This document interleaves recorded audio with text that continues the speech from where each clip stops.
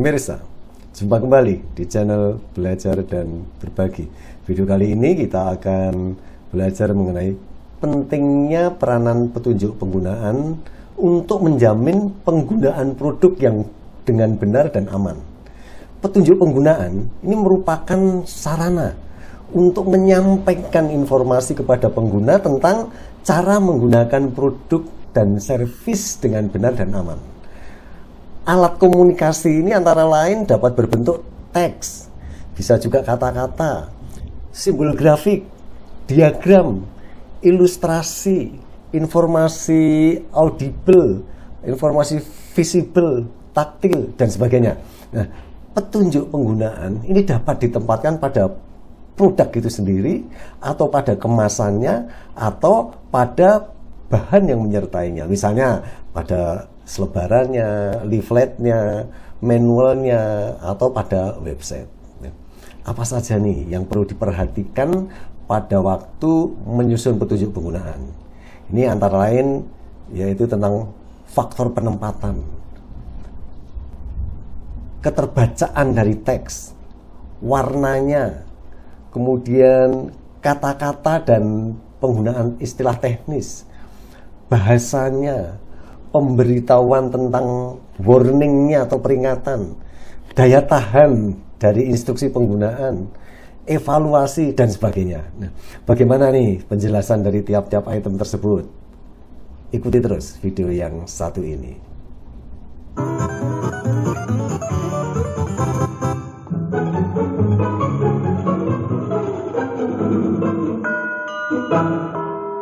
Pemirsa, petunjuk penggunaan ini merupakan bagian integral dari pengiriman produk. Tujuan petunjuk penggunaan antara lain adalah untuk mengurangi, yang pertama, bahaya cedera atau penyakit pada manusia. Yang kedua, mengurangi risiko terhadap produk. Ini bisa berupa kerusakan produk, kegagalan fungsi, kemudian juga pengoperasian yang tidak efisien, dan sebagainya.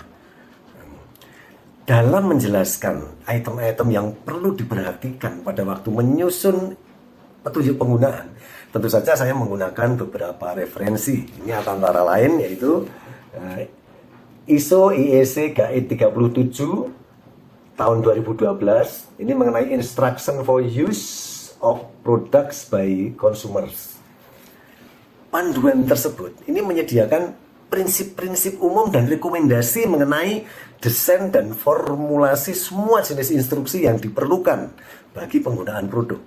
Nah, panduan tersebut ini dimaksudkan ini untuk digunakan oleh yang pertama, komite yang menyiapkan standar untuk consumer products, kemudian juga perancang produk, produsen, atau orang lain yang memang terlibat di dalam menyusun instruksi penggunaan. Juga dapat digunakan oleh importer, regulator, lembaga inspeksi, dan sebagainya. Apa saja nih yang perlu diperhatikan pada waktu menyusun petunjuk penggunaan? Yang pertama mengenai informasi petunjuk penggunaan. Jadi informasi petunjuk penggunaan itu konsisten dengan semua bahan-bahan. Seperti misalnya bahan iklan, kemasan, marking, label, wadah pengiriman, dan sebagainya. Yang kedua, informasi ini meliputi informasi mengenai fungsi dan pengoperasiannya, kondisi pengangkutannya, penanganan produk, cara perakitan, cara pemasangan atau instalasinya, penyimpanannya, pembersihannya, pemeliharaan, atau tanda-tanda kalau ada kerusakan dan bagaimana cara memperbaikinya. Kemudian informasi mengenai spesifikasi teknis dan sebagainya.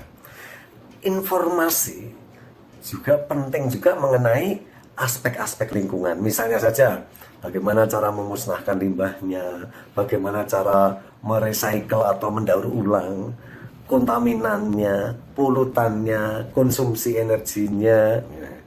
Kemudian yang keempat, informasi tentang kesalahan penggunaan produk yang dapat diperkirakan secara wajar, dan tentu saja disertai dengan peringatan yang harus disediakan. Berikutnya, kalau tadi mengenai informasi yang harus ada dalam petunjuk penggunaan, ini adalah penempatan petunjuk penggunaan. Yang pertama, instruksi ini harus dikemas dan ditempatkan di sedemikian rupa. Supaya apa? Supaya dapat memotivasi pengguna untuk melakukannya. Dan yang kedua, penempatan instruksi ini harus mempertimbangkan persyaratan hukum, juga mempertimbangkan risiko kesehatan dan keselamatan, persyaratan lingkungan, desain produk, tingkat keterampilan yang diperlukan, dan sebagainya. Yang ketiga, petunjuk penggunaan yang tercantum pada website ini juga harus terperinci seperti yang tercantum di dalam dokumen, dan format pada website dan juga pada dokumen ini harus tersedia. Berikutnya mengenai keterbacaan teks pada petunjuk penggunaan. Yang pertama, semua instruksi ini harus mudah dilihat dan dibaca, tentu saja pada penglihatan normal dari jarak yang diperlukan pengguna untuk membacanya. Yang kedua, lokasi petunjuk pada produk ini harus mudah dibaca dan dipahami oleh pengguna selama penggunaan produk. Yang ketiga, petunjuk pada kemasan ini harus bisa terlihat dan terbaca dalam posisi yang tegak. Berikutnya mengenai warna petunjuk penggunaan. Kontrol. Yang pertama ya, mengenai pengendalian komponen yang memerlukan identifikasi yang jelas dan cepat ini sebaiknya menggunakan warna.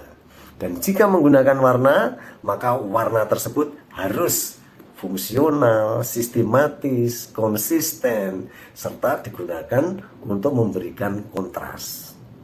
Dan yang ketiga, penggunaan warna harus selalu dikombinasikan dengan informasi yang jelas. Berikutnya tentang kata-kata dan penggunaan istilah teknis pada petunjuk penggunaan. Yang pertama, petunjuk penggunaan harus sederhana, singkat, dan mudah dipahami oleh orang awam. Yang kedua, urutan teks dalam brosur, dalam manual, dan lain-lainnya itu harus mengikuti prinsip-prinsip komunikasi yang dijelaskan di dalam standar ini. Standar maksudnya standar ISO GAE 37 tahun 2012. Yang ketiga, satu kalimat sebaiknya hanya berisi satu perintah. Yang keempat, sebaiknya menggunakan frasa yang sederhana dan jelas. Dan yang kelima, ini adalah kata-kata yang harus dihindari, antara lain yaitu kata-kata yang ambigu, kemudian negatif ganda, singkatan dan akronim, kalimat panjang, dan sebagainya. Kemudian bahasa yang digunakan pada petunjuk penggunaan. Yang pertama, instruksi penggunaan yang disertakan bersama produk ini sebaiknya menggunakan bahasa resmi di negara penjualannya.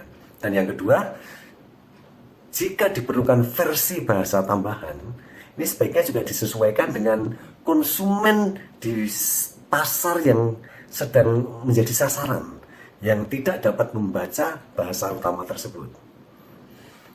Berikutnya mengenai pemberitahuan peringatan atau warning pada petunjuk penggunaan. Jadi saat memperingatkan pengguna atau memberikan peringatan bagi pengguna, ini sebaiknya menggunakan hierarki kata-kata isyarat. Misalnya nih, danger, ini biasanya untuk menarik perhatian terhadap risiko-risiko yang tinggi. Kemudian warning, ini biasanya untuk meminta perhatian terhadap risiko-risiko yang menengah. Kemudian cautions, ini biasanya untuk menarik perhatian pada risiko-risiko yang rendah. Kemudian daya tahan instruksi penggunaan. Petunjuk penggunakan, baik pada produk, atau pada kemasan, atau pada bahan yang menyertai produk, ini harus tahan lama. Dan dapat dibaca dengan jelas di sepanjang masa pakai produk. Kemudian yang terakhir mengenai evaluasi. Jadi penilaian terhadap instruksi penggunaan produk ini dapat dilakukan melalui beberapa cara. Yang pertama, ini bisa dengan penelitian pustaka oleh pakar independen. Yang kedua, misalnya evaluasi uji coba pengguna produk oleh panel pengguna. Yang ketiga, bisa kombinasi keduanya.